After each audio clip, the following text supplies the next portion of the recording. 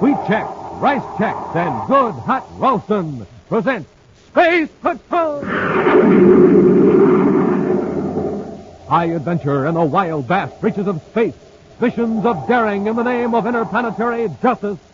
Travel into the future with Buzz Corey, Commander-in-Chief of the Space Patrol.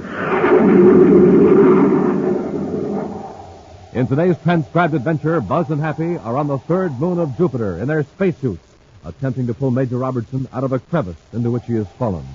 Buzz has lowered Happy into the crevice where thousands of beetle-like insects are swarming. Beetles that seem impervious to the cold and lack of atmosphere. Just a couple more feet, sir. That's it, sir. Loop the rope under the Major's arms, Happy. Just a minute, sir. While I brush off some of these insects. Gee, some of them just won't brush off, sir. They're awful. They're in my suit, too. They're all over the Major's. Hey, Commander, they're eating through our spacesuits. We've got to get the Major out of there and get back to the ship. If these insects puncture our suits, we're finished. We'll be back in just a moment with today's Space Patrol story, The Moon Beetles.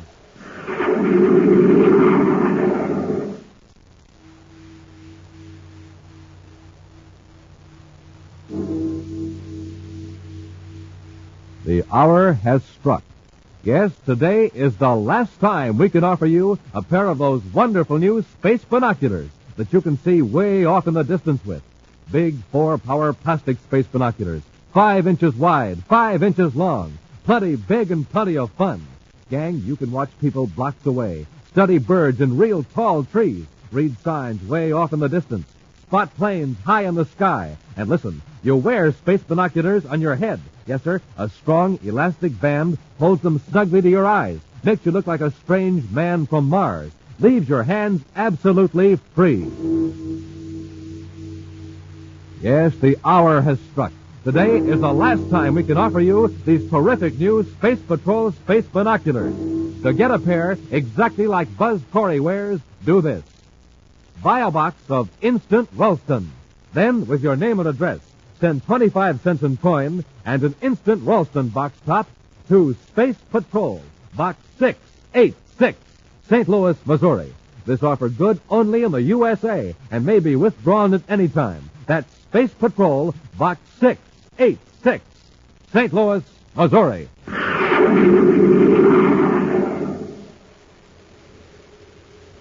And now, today's Space Patrol story, The Moon Beetles. In their space battle cruiser, Terra 5, Buzz and Happy are approaching Jupiter's number 2 moon to investigate the mysterious failure of equipment in one of the automatic instrument stations. Their viewscope is trained on a surface of a cold, barren, airless satellite as Happy watches for the dome-shaped image of the atmosphere shell to reveal they're nearing the unmanned instrument station. Jupiter's number 2 moon sure is a desolate place. Nothing but craters and mountains, and more craters and mountains. And they all look the same. I don't even recognize any landmarks. And we should have brought Robbie along. He knows most of Jupiter's satellites the way you and I know the Earth's moon. Oh, speaking of Major Robertson, sir, I was a little surprised to find out he was meeting us on Jupiter. Oh? Well, I figured he'd be getting ready for the big day on Terra on the 3rd of the month. You know, the Interplanetary Medal Award ceremony. I hope we can all be there. We will if we don't run into serious trouble on this instrument failure investigation. But, sir, doesn't the Major have to be there to receive the award? Well, I was under the impression that the name of the person to receive the Interplanetary Medal was kept secret until the day of the ceremony. What makes you think Robbie's going to get it? Well, I heard rumors. Well, personally, I'd like to see Major Robertson get it, too. The final decision is up to the award committee. Well, they aren't going to let the news out ahead of time. We're getting close to the instrument station, Happy. See those 2 cone-shaped peaks at the edge of that broad, shallow crater? Yes, sir. The instrument station is right between those peaks. Well, that's funny. What's that, Commander? The small atmosphere shell should be visible now. Maybe the sunlight's hitting it at a wrong angle. It should still show up on the viewscope. Happy, the shell's gone. Huh? Switch the spacephone receiver to the ultra-high frequency automatic instrument channel and see if any signals are getting out. Yes, sir. Well, this is the right channel, sir. Some of the instruments are still sending, but I can't understand what happened to that atmosphere dome. Maybe a meteor hit it. If it came in at a tangent, it might break the shell without damaging all the instruments. Get our spacesuits, Happy, while I set the ship down. We'll make an on-the-spot check.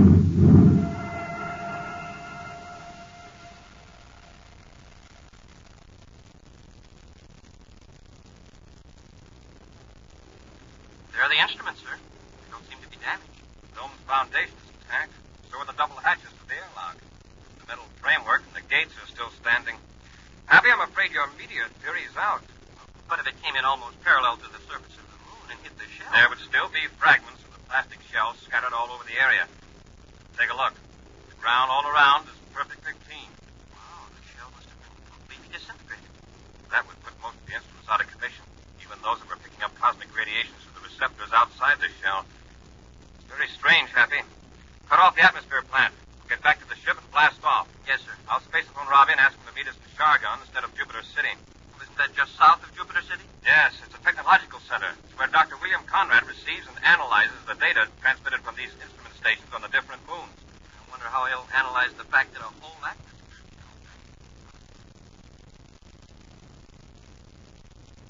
Wait a minute, Commander. Are you saying there weren't even any fragments of the atmosphere shell? That's right, Robbie. The whole thing just disappeared. And none of the instruments were physically damaged? No, Doctor. But some of them stopped transmitting because of the cold. It really got us puzzled, Dr. Conrad. What do you think could have happened? Well, Happy, I won't even speculate until a thorough investigation is made. Well, at the moment, Doctor, I feel this is a job for the security section. Robbie, get a lab ship and blast off for moon number 2. Yes, sir. Do you want me to go with the Major, Commander? You'll be needed here in Shargon, Doctor.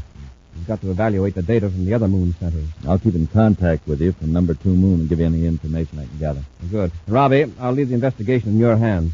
Happy and I'll go to our temporary quarters and get some rest. I can use a little sleep. I'll call you first thing in the morning, Dr. Conrad. Come on, Happy. Sleep is the next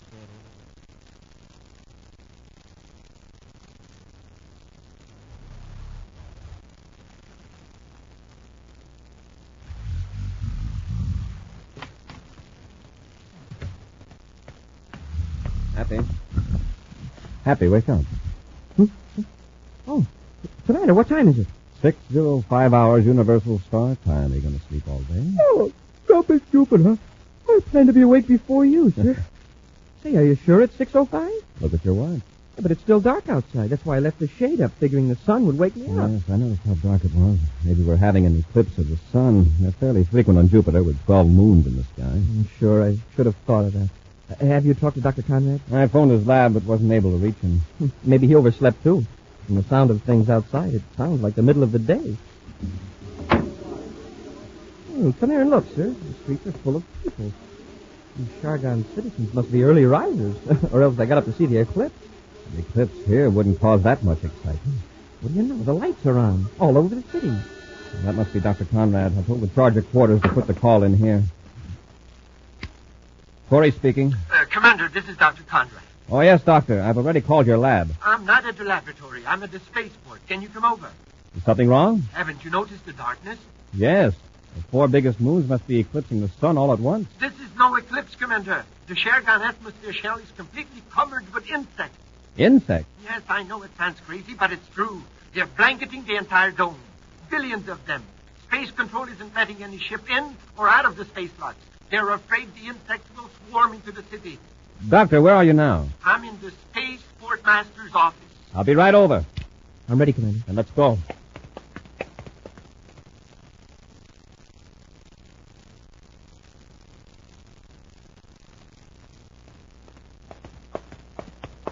Well, here's the office, Captain. Commander, I expected you sooner. I was beginning to get worried. We're tied up in traffic, Doctor. People are running around almost in a panic. Well, I can't say I blame them. It's not exactly reassuring to know you're under a roof of billions of living insects. I didn't think Jupiter had that many insects. Where do they all come from? We don't know. One spaceship came through the logs just at dawn. The pilot said the insects are like a shiny black sea all around the atmosphere dome. I've got a few specimens here, Commander, in these 2 small plastic boxes. Let's have a look at them. Hundreds of insects were drawn through the space lock when the ship entered. That's why Space Control closed the port. Look, and rockets, look at the size of them. They must be about 2 inches long. They seem to be some sort of beetle. I don't recognize them. Well, I showed them to a friend of mine in the communication section, an amateur entomologist. He says he's never seen anything like them before on any planet. Very strange. Entirely new variety of insect appearing by the billions, and here on Jupiter, of all places. Hey, one of the bugs got loose. He's crawling across the desk. Take the lid off the box, Happy? No, sir. Look, the lid is still on it. Then how did it get out? Listen, what's that? Warning signal. Yellow alert. Yellow alert. Something must be wrong with the city's atmosphere plant. Happy, quickly. Close all the windows airtight. Doctor, cut on the emergency air vents. What could be the matter? That signal means the air outside this building isn't fit to breathe. Check the Polaroid windows. All the windows are closed tight, sir. Airtight. Good. Emergency air vent on, Commander. We're all right for the time being. Yes, Doctor, but those people out in the streets, if they don't get inside a building with emergency air supply, they're in trouble. I'll get it. Quartermaster's office. He isn't here. This is Commander Corey of the Space Patrol. I see. Yes, Captain, your procedure's correct. Right, Corey out. That was the Atmosphere Control Center. The yellow alert was sounded because the detectives registered a high methane gas content in the air. Methane? You mean there's a leak in the atmosphere shell? More than a leak, a serious break. What happened? Look at this plastic box, Doctor. There is a hole in it. Exactly. That beetle ate through the plastic box. And above us, there are billions of insects eating their way through the plastic atmosphere shell.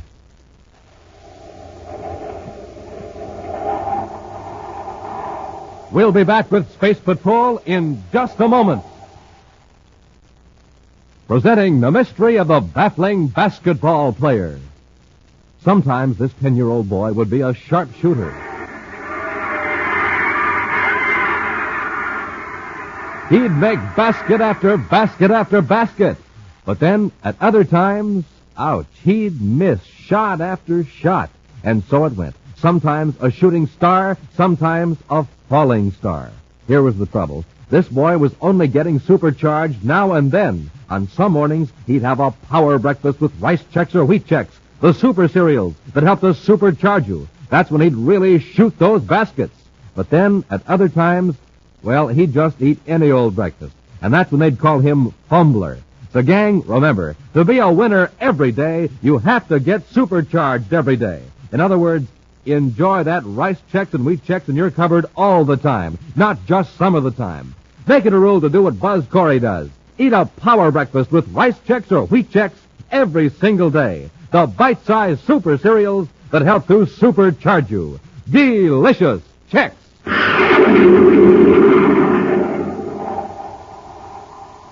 And now back to our Space Patrol story, The Moon Beetles.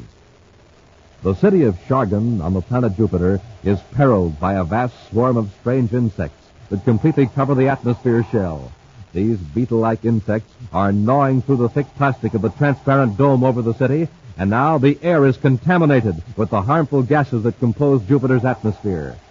Buzz, Happy, and Dr. William Conrad have rushed to the atmosphere washing plant, while Major Robertson, at the commander's order, is at the spaceport, ready to lead an exterminator's squadron. Happy and the doctor are standing before the giant motors that force the atmosphere through chemical filters and purifiers, waiting for Buzz to return from the office of the chief air control engineer. Well, the engineers just cut on another auxiliary motor. That's the last one. The plant's working at full capacity. Yeah, but so are those bugs. Oh, here's the commander. Commander, what did the chief engineer say? Oh, it's a losing battle. You just can't build up enough pressure inside the shell to equal the heavy Jupiter atmosphere pressure on the outside. Unless those insects are stopped, pretty soon big chunks of the dome will fall in on the city. They could plunge right through the roof. Well, do you think that DB12X insecticide will kill the bugs, Commander? I don't know. And if I give Robbie the order to take the exterminator squadron outside the shell, that insecticide will contaminate the entire city. You mean it's harmful to human beings? Definitely. But don't you think it's worth the risk, Commander? If the dome collapses... Oh, you're right, Doctor. There's no time to waste. We'll broadcast a warning for everyone to keep off the streets and to seal their doors and windows. Then we'll go back to Space Patrol headquarters, and I'll tell Robbie to take the squadron up.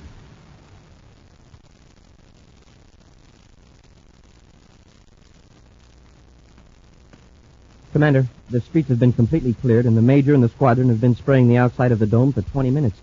The DB12X ought to be showing some results. If it's going to work. I'll contact Robbie.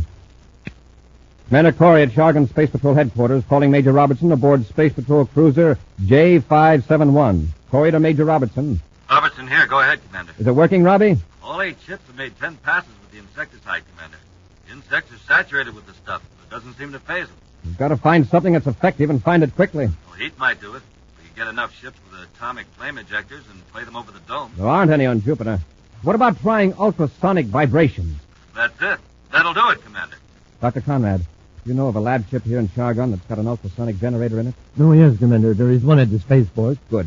Robbie, order the squadron to return to base, but you stay aloft. Happy, Dr. Conrad and I will get the lab ship and blast off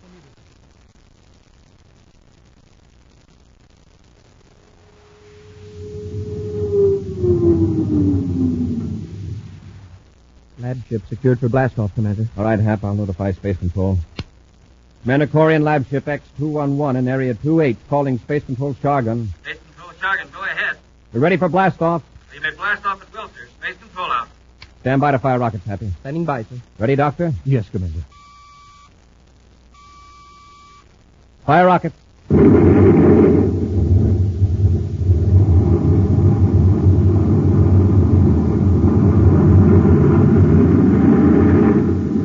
Here come the locks, sir.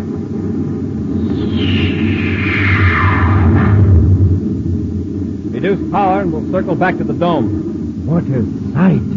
The dome is black with those insects. I hope this ultrasonic generator does the trick. I'd hate the idea of going back down through that roof of Beetles. Dr. Conrad, will you operate the generator? Of course, Commander. That must be the major ship off on our starboard viewport. Right. Corey aboard lab ship X211, calling Major Robertson. Robertson here. Go ahead, sir. We're going to make a head-on pass at the dome, Robbie. Good hunting. All right, Doctor. Turn on the generator. I've set it at 1 million cycles, Commander. That frequency should be fatal to most insects. Give it plenty of power. Yes, Commander. Here we go, right over the dome. Happy, set the viewscope to high magnification. Yes, sir.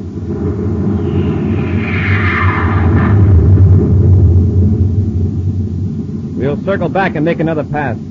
How's the viewscope setting, sir? Fine. You can see the insects quite clearly. They don't seem to be affected by the vibration. Shall I increase the frequency? Oh, wait. Look, they're dropping off the dome. Hey, they sure are. Sliding off by the thousands. It's working, Commander. The sides of the dome are nearly clear. Would you look at that? They're sliding off like a black avalanche. We'll make a couple more passes just to make sure we've got them all. Look at how they're heaping up around the base of the atmosphere shell. It's going to be some job clearing them away. The first problem is to get a crew to work sealing up those holes in the dome. Commander, this is Robbie. Yes, Robbie? More trouble. I just got word that there's a plague of those beetles on moon number 3. They've attacked the small atmosphere shell over the research station. That could disrupt the entire interplanetary communications system, to say nothing of ruining all space flight aid stations. Hey, we'd better get out there with the ultrasonic generator. It wouldn't work on that moon, Happy. There's no atmosphere to transmit the high-frequency sound of the insects. They've got to be brought under control. Smoking rockets. Well, there are 100 men on that station.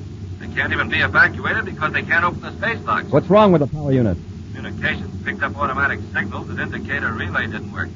If somebody could get there, get inside the power unit shell, and flip that switch, the research station would have power restored. But how about the insects? Doctor, the new delta ray, would that destroy the insects? Yes, but it had to be focused so that the rays wouldn't penetrate the shell, or it would destroy the men inside, too. Is there a delta ray here in Chargon? No, the nearest one is in Jupiter City. Robbie, you blast off from moon number 3 and get that power on. Happy and I'll go to Jupiter City for the delta ray and join you on the moon at the research station.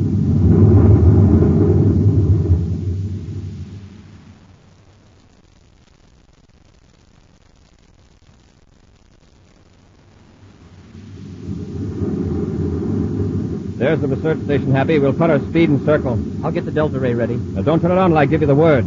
Got to be sure of our focusing range. Yes, sir. Wow, look at that dome. Just like the one at Chargon, covered with beetles. Well, there's Robbie's ship near the dome. One of the majors got the power on yet. I don't think so, or we'd be hearing from him. Just look at those insects all around the station. At least they aren't attacking the power unit dome. Major Robertson calling Commander Corey aboard Terra 5. Major Robertson calling Commander Corey. Corey here. Where are you, Robbie? In a pretty tight spot, Commander. Did you get the delta ray? What's the trouble? I was in my spacesuit walking toward the power unit shell when these confounded beetles attacked me. Rolled all over me. Trying to beat them off, I fell into a crevice near the power shell and I'm wedged in. We'll land and pull you out. I don't want to rush you, but these insects are eating my spacesuit. I managed to brush them off the plastic face piece, but they're all over me. Any Any minute now, they're going to puncture the suit. We'll set the ship down right away. Happy, get out our spacesuits and some rope.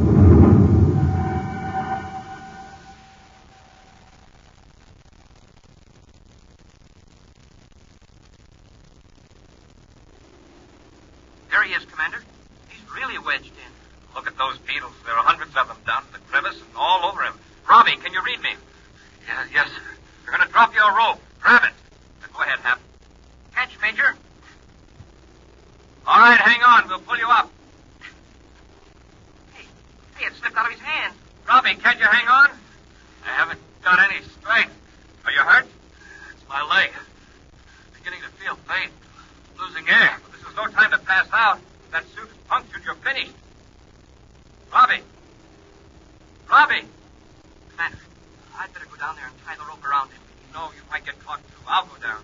Commander, you could pull the Major and me out, but, well, I'm not sure I could pull both of you out. No, Happy, it's too dangerous. Please, sir, let me go. It's the only way to save Major Robertson.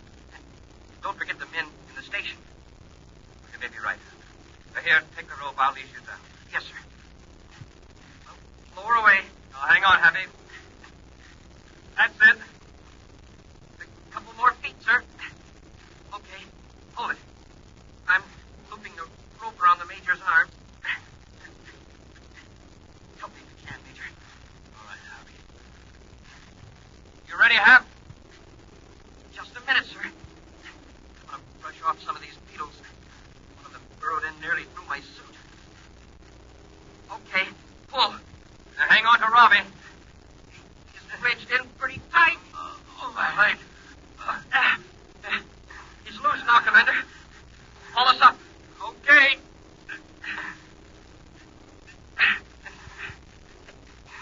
Commander, your face piece. There are beetles swarming all over it. I can't brush them off now. But they'll eat through the plastic. I can't let go of the rope till you and Robbie are out of there. We're nearly to the top. That does it. Better take the Major, sir. He's in pretty bad shape. All right, Hap. Clean off your face piece. A beetle is half buried in it. They're all over you. Yeah, I know. They're all over you, too, sir. Get to the ship quickly. We'll peel out of these spacesuits in the airlock and then turn the delta ray on the research station shell. I guess we'll have to carry the Major, sir. All right, Happy. Come on. You've got to hurry.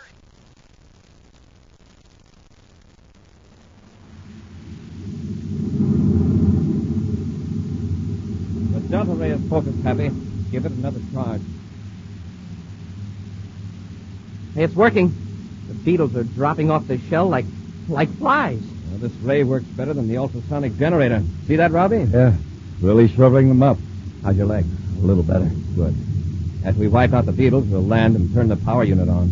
Hey, if we can clean this up and blast off for Terra pretty soon, we'll be able to get the Major back for the Interplanetary Award ceremony. Funny, I almost forgot.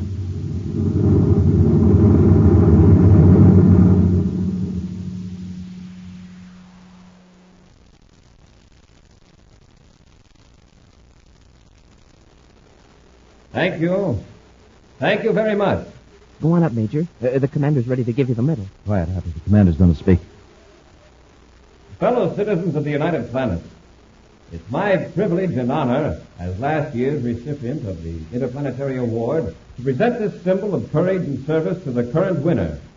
It's a special source of pride to me because the award goes to a member of my own space patrol.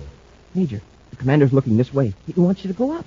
The choice this year was a difficult one for the committee, and the person chosen by them has declined the honor. But, Major, I Quiet, Hap. The commander's speaking. Yes, the selected candidate, Major Robertson, Security Chief of the Space Patrol, feels that the Interplanetary Award should go to the man who risked his own life to save another, and thereby help save the lives of 100 men. So, in a special session, the committee accepted the Major's suggestion, and I shall now present the Interplanetary Award to a member of the Corps of Cadets, Cadet Happy. Huh? Me? But Go on, Happy. Get up there. Hey, Happy. Hap. Ladies and gentlemen, I'll have to ask Major Robertson to accept the award for Cadet Happy. It seems the courageous winner of the Interplanetary Award has just fainted.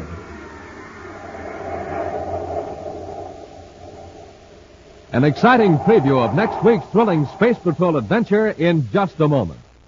But first, gang, here it is. Here's the only way to get a pair of Space Patrol space binoculars. Now, all you do is...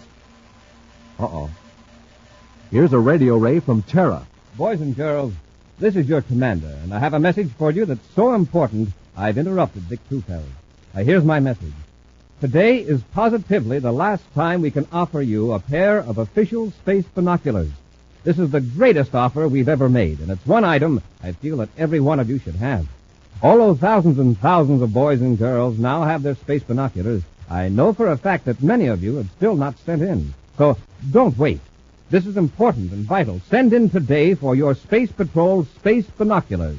This is absolutely the last time we can make this sensational offer. Hurry out. Thank you, Commander. And boys and girls, remember this. These are not flimsy goggles. They're real, full-size, full-field, 4-power binoculars made of long-lasting plastic. Real, full-size, full-field, 4-power binoculars that make everything in the distance look bigger, closer, clearer. The revolutionary new binoculars you wear on your head. Thrills and fun galore. You can identify buildings way off in the distance, spot planes, study birds, watch far-off traffic, read distant signs, and do lots and lots of other things with your space binoculars all year long. Now, to get a pair, buy a box of Instant Ralston. Then, with your name and address, send 25 cents in coin and an Instant Ralston box top to Space Patrol, Box 686, St. Louis, Missouri. If you don't agree your binoculars are tops, return them and we'll return your money. That's Space Patrol, Box 686, St. Louis, Missouri.